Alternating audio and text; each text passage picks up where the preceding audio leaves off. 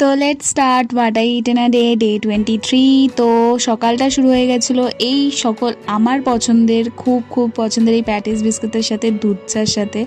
এটা আনহেলদি, তবুও আজকের দিনটা এইভাবেই স্টার্ট করলাম। আর প্যাটিস বিস্কুট খুবই পছন্দ, কার কার পছন্দ কমেন্টে কিন্তু বলবে। এখন সাধারণত দোকানে পাওয়া যায় না।